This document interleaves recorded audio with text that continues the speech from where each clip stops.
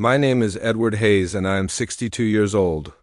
I'm not a weak man, and I never was.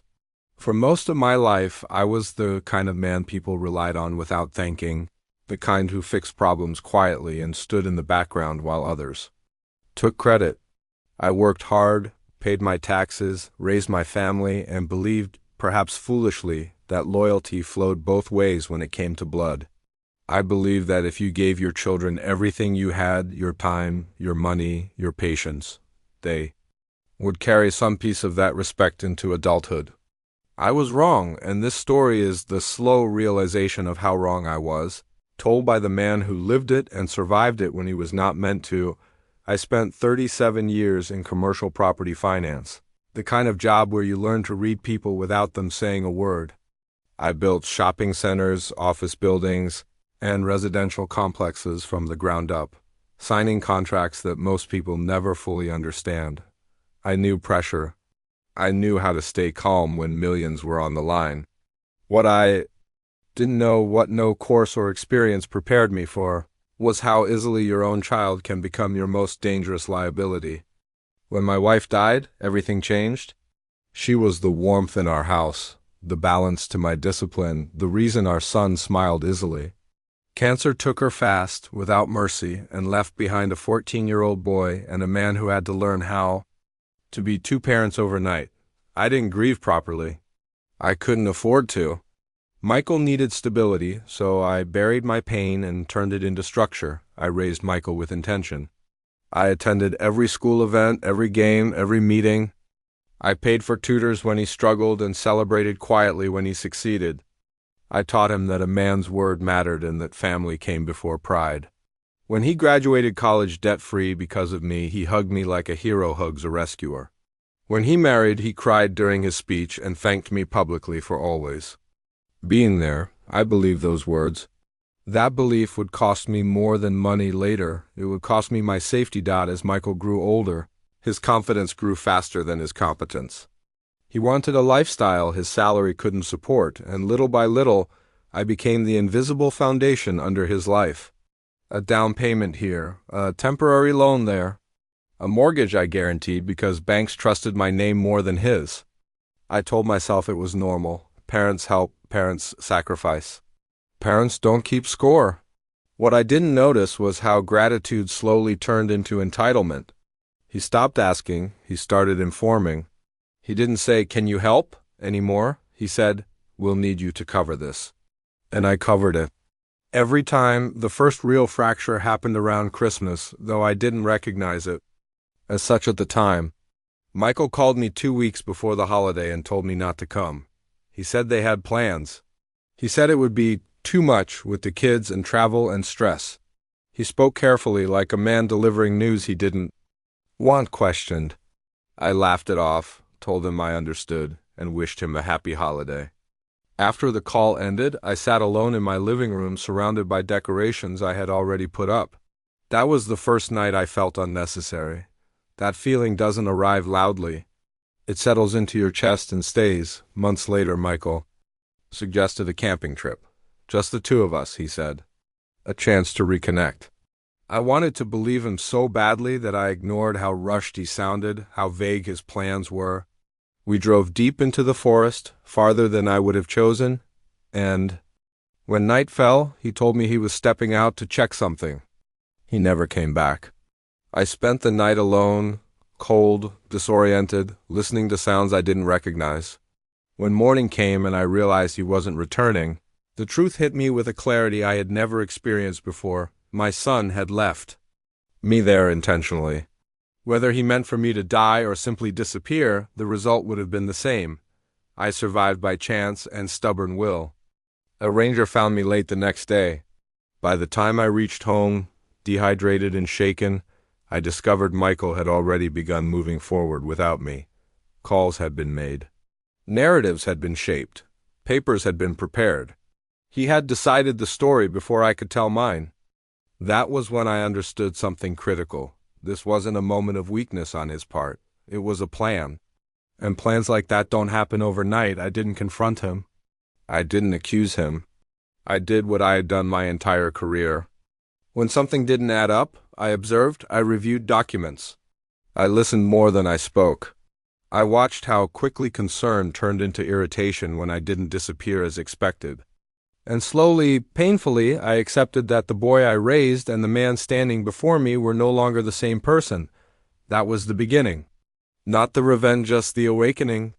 The moment I stopped acting like a father and started thinking like a man who needed to protect himself. And if you're wondering why I didn't walk away, why I didn't forgive and forget, understand this. When someone tries to erase you quietly, survival becomes resistance. And resistance, when done, patiently becomes something else entirely. I didn't rush anything after that night in the forest because rushing is how mistakes are made, and mistakes were a luxury I no longer had. I returned to my routine deliberately, answering Michael's calls when he made them, speaking calmly, even warmly, pretending nothing fundamental had shifted inside me, while every instinct I had sharpened over decades was quietly cataloging his behavior.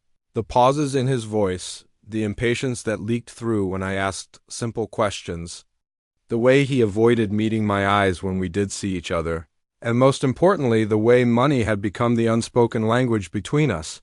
Because whenever people believe you are no longer a threat, they stop guarding their secrets. Michael had always underestimated patience. He mistook it for weakness, and I let him keep making that mistake. I began by reviewing every document tied to his life that carried my signature mortgage guarantees, business loans, insurance beneficiaries, trusts I had set up when he was younger thinking I was being prudent, generous.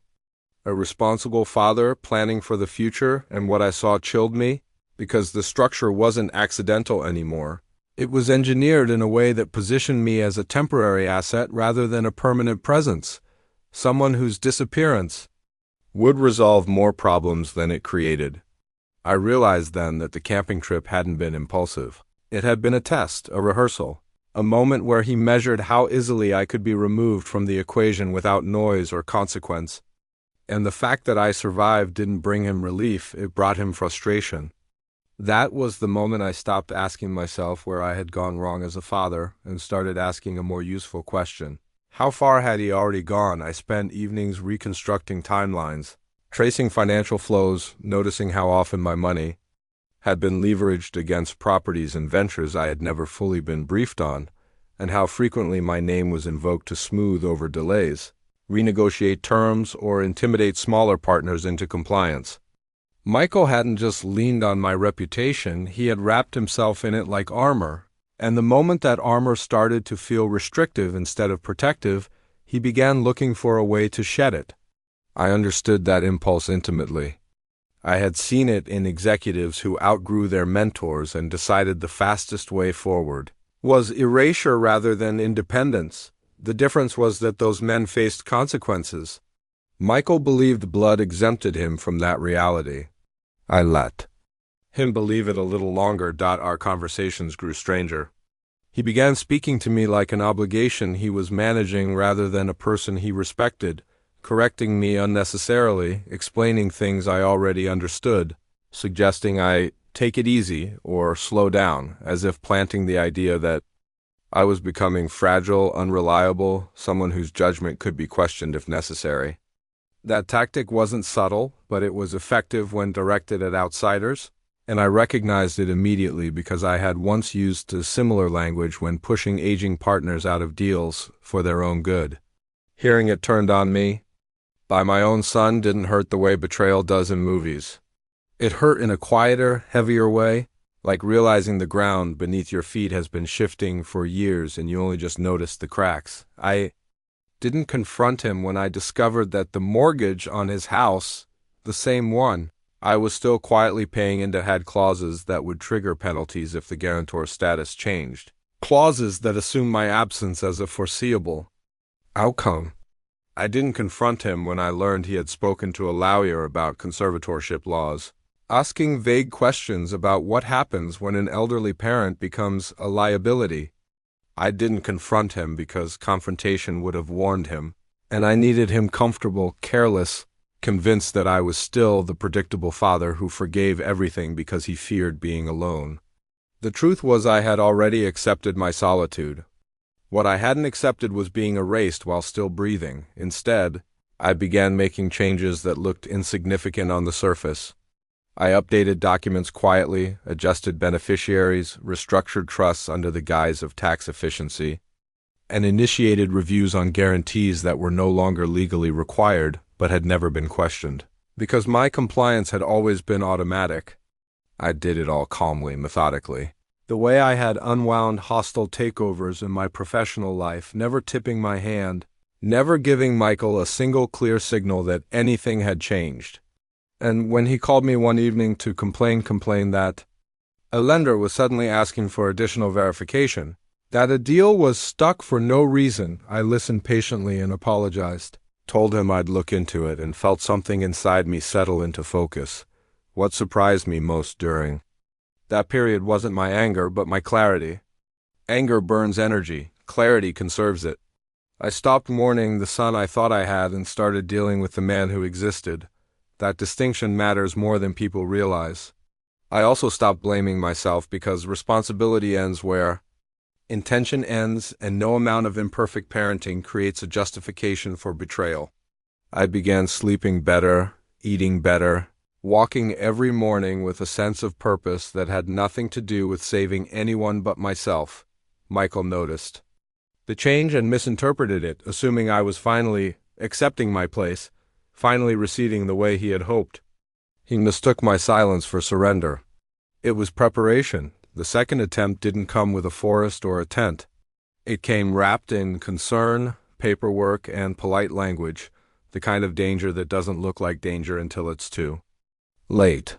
He suggested gently that I consider simplifying my life, maybe moving closer to him, letting him help manage things before it gets overwhelming. He spoke like a man offering help, but his eyes betrayed calculation. And when I declined politely, firmly, I saw irritation flash across his face before he masked it again. That flash told me everything I needed to know. He wasn't offering support. He was testing boundaries. And boundaries, once tested, invite pressure. By the end of that conversation, I knew with absolute certainty that whatever loyalty remained between us was transactional, conditional, and temporary. And I also knew something else, something liberating and terrifying all at once. I was no longer obligated to protect him from the consequences of his own choices. Not emotionally, not financially, not morally. That realization didn't make me cruel. It made me honest.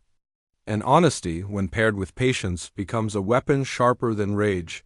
That was when I made the final decision of this phase of my life, not to destroy my son, not to humiliate him, but to let truth and structure do what emotion never could. I would stop being the invisible foundation beneath his life and become something far more dangerous to him. A man who had stepped out of the role he had been exploiting. He still didn't know it yet, but the safety net he had been standing on was already being folded away, thread by thread, quietly, carefully, without drama. And when he finally looked down, there would be nothing left to blame but himself. By the time I reached what I now think of as the third phase of all this, I had fully accepted that Michael was no longer reacting to circumstances. He was actively engineering outcomes, and the only reason I was still standing was because he hadn't expected resistance from a man my age. I'm Raymond Cole, 58 years old, and there's a particular kind of arrogance people develop when they believe time has already beaten you on their behalf. Michael believed that. He believed my energy was fading, my attention slipping, my relevance shrinking, and so he began moving faster, louder, more recklessly, assuming that even if I noticed, I wouldn't understand the implications. What he didn't realize was that age doesn't dull pattern recognition, it sharpens it. I began to see the shape of his endgame not through a single act, but through repetition. The same impatience whenever paperwork slowed him down, the same irritation when institutions asked to speak to me directly instead of through him. The same forced casualness when he mentioned my health, my memory, my future plans, all spoken as if they were already decided, and I was simply being informed as a courtesy. I let him take the lead publicly while I moved quietly behind the scenes, and that contrast was deliberate. I allowed him to believe he was winning, because people at that stage always overplay their hand. He started pressuring me to sign documents without full explanations. framing it as routine, standard, just something the bank needs, and when I insisted on time to review, he would sigh audibly, the way a man does when dealing with an inconvenience rather than a parent. I never argued. I never accused. I simply delayed. Delay is devastating to someone who relies on momentum. And Michael's entire strategy depended on speed, on the idea that once something was set in motion, I'd be too tired or too confused to stop it. What he didn't account for was that I had once built a career dismantling exactly that kind of arrogance, and I still remembered how during that time I also began hearing things indirectly. Mutual acquaintances started asking careful questions about my well-being, phrased with just enough concern to sound genuine, but just enough curiosity to suggest they'd been primed. One old colleague asked if I was still handling everything on my own. Another mentioned that Michael had spoken about me downsizing mentally as well as physically, and each comment confirmed what I already suspected. He was laying groundwork, softening perceptions, planting the idea that I was becoming unreliable. This wasn't impulsive cruelty, it was methodical.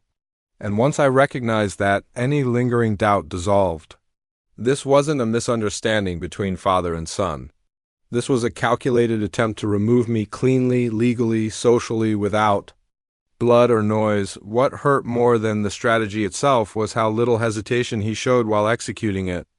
There were moments, brief, unguarded ones, when I saw annoyance flash across his face if I contradicted him. Moments when his voice tightened if I asked for clarification. Moments when he looked at me not with resentment but with something colder, impatience. As if my continued existence was an inefficiency. That realization didn't break me, it clarified me. I stopped hoping for reconciliation and started planning for containment. There is a profound difference between wanting someone to love you and wanting them to stop harming you. And once I crossed that line, everything became simpler. I began speaking to people Michael assumed were already in his pocket advisors. Accountants, even one lawyer he had casually mentioned as someone we both trust, and I didn't accuse him of anything. I simply asked questions, calm questions, precise questions, questions that exposed inconsistencies without confrontation. And every time someone hesitated before answering, every time a sentence trailed off or was padded with unnecessary reassurance, I learned something new. I learned how much he had exaggerated his authority, how often he had implied consent that didn't exist, how many doors had opened for him because my name was still attached. Slowly, quietly, those doors began to close not. Slam shut, just no longer held open for him automatically. Michael noticed the shift before he understood it. He became more intense, more present, showing up unannounced, calling late at night under the pretense of concern, suddenly interested in my daily habits, my appointments, my routines. Surveillance disguised as care is easy to spot once you've seen it before. I answered his questions vaguely, changed nothing about my behavior outwardly, and let him wonder. Uncertainty unsettles people who rely on control, and Michael had always relied on control. He wanted predictability, and I was becoming unpredictable in the one way that frightened him most. I was no longer reacting emotionally. There was a moment. Small one, but decisive, when he finally revealed just how far he was willing to go. He suggested lightly that maybe it would be safer if he had temporary authority over certain decisions, just in case something happened. The phrasing was careful, almost gentle, but the implication was unmistakable. He wasn't asking for help managing my life. He was positioning himself to replace me in it. I looked at him then, really looked, and saw not the boy I'd raised, but a man convinced that entitlement was the same thing as inheritance. I smiled, nodded, told him I'd think about it, and watched relief wash over his face. He thought the door was opening. In reality, it had just closed forever. By the end of that period, I felt something I hadn't felt since my early 40s. Control, not dominance, not superiority, control over my own narrative. Michael still believed he was guiding events, still believed my silence meant consent, still believed time was on his side. What he didn't know was that every move he made was now documented, contextualized, and anticipated. I wasn't preparing for a dramatic confrontation or a public reckoning. I was preparing for something far more final, a moment when he would realized too late that the foundation he'd been standing on was never his to begin with, and that I had finally, deliberately stepped away from holding him up. By the time Part 4 unfolded, I had stopped thinking of what I was doing as revenge and started understanding it as withdrawal, because revenge is emotional and loud, and what I was doing was quiet, administrative, almost boring on the surface, which made it far more effective. Michael still believed the pressure he was applying would eventually bend me. That age would do what manipulation hadn't yet accomplished, and so he escalated in subtle ways that only someone who knew him as well as I did could notice. He stopped asking and started informing, telling me when he had scheduled appointments on my behalf, when he had handled discussions with banks, when he had spoken for me to people who should have been speaking directly to me, and every time he did it, he framed it as efficiency, as help, as something I should be grateful for rather than alarmed by. I let him do it, because every assumption he made was another thread I could trace back to him later, another record of overreach that would matter when it counted. I began receiving letters and emails that clearly weren't meant to come to me directly, notices that referenced conversations I had never had, approvals I had never given, and the picture became unmistakable. Michael was already living in a future where I existed only as a formality, a name on paper, a technical obstacle to be managed rather than a person to be respected. What finally tipped that realization into certainty was the day a bank officer called me, not Michael, to verify something. His voice careful, professional, and edged with concern, and when I asked why the question was being raised at all, there was a pause before he said, "Because your son indicated there might be changes to your capacity in the near future." That sentence did something profound to me. It didn't make me angry, it made me calm. Because once someone starts predicting your incapacity out loud, they've crossed a line they can't uncross, and the rules change after that. From that moment on, I stopped cushioning the consequences of Michael's behavior. I didn't sabotage him, I didn't expose him publicly, I simply corrected the record everywhere it mattered. I clarified authority. I rescinded informal permissions. That had been taken for granted. I required written confirmation where trust had once sufficed. The effects were immediate and cascading. Deals slowed. Questions multiplied. People who had nodded along with Michael's confidence began asking for verification he couldn't provide, and I watched him struggle with something he had never had to face before, a system that no longer bent automatically in his favor.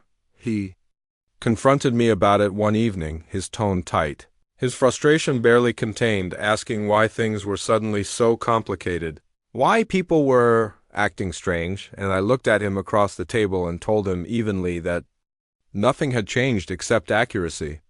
The look on his face then was something I won't forget, not rage, not fear, but dawning uncertainty. He realized, perhaps for the first time, that I wasn't confused, that I wasn't fading, and that whatever story he had been telling himself and others about my decline was no longer holding up under scrutiny. From there, his behavior shifted again, this time toward desperation disguised as affection. He became attentive in public, praised me loudly in front of others, spoke about family and loyalty as if invoking them could restore the leverage he felt slipping away, but privately his patience thinned, his irritation surfaced more often, and he made mistakes. Small ones at first, like contradicting himself in meetings, referencing approvals that didn't exist, assuming access he no longer had, and each mistake tightened the net he didn't know he was standing in. I didn't correct him in the moment. I let the silence do that work for me. There is a particular kind of panic that sets in when someone realizes too late that the person they thought they were managing has been managing them instead. And I saw that panic begin to flicker behind Michael's eyes as doors quietly closed and conversations started happening without him. By the end of Part 4, the balance between us had fully reversed, though he still didn't understand how or why. He thought something external was going wrong, markets, people, timing, anything except the truth, which was that the man he had tried to sideline had simply stepped back into his own authority. And while he was still scrambling to regain control, I had already moved on to the final phase, the one where consequences stop being theoretical and start becoming unavoidable. By the time everything reached what would become the final phase, I no longer felt any need to anticipate Michael's moves, because desperation has a rhythm, and once you recognize it, you can hear it coming long before it arrives. His confidence had collapsed inward, turning brittle and reactive, and every conversation with him carried the faint tension of a man trying to sound in control while realizing, too late, that control had already slipped through his fingers. He began calling more frequently, not with plans or authority, but with questions where things stood, who I had spoken to, whether I had heard anything strange, and I answered him the same way every time, calmly, vaguely, without reassurance. That calm unsettled him more than anger ever could, because anger would have meant I was still emotionally invested in fixing us, still operating inside the role he understood. Calm meant I had stepped outside it entirely. The unraveling accelerated when one of the larger financial structures he depended on stalled completely, not because of anything dramatic, but because a routine review uncovered inconsistencies that could no longer be waved away by invoking my name. He tried to pressure people, he tried charm, he tried indignation. None of it worked because once credibility cracks, it doesn't matter how loudly you speak. He finally came to me openly then, no pretense left, accusing me actually accusing. Me of undermining him, of pulling support without warning, of sabotaging his future, and that was the moment I knew the story had reached its end. Because when someone who tried to erase you starts blaming you for their instability, the truth has fully surfaced. I didn't raise my voice, I didn't deny anything.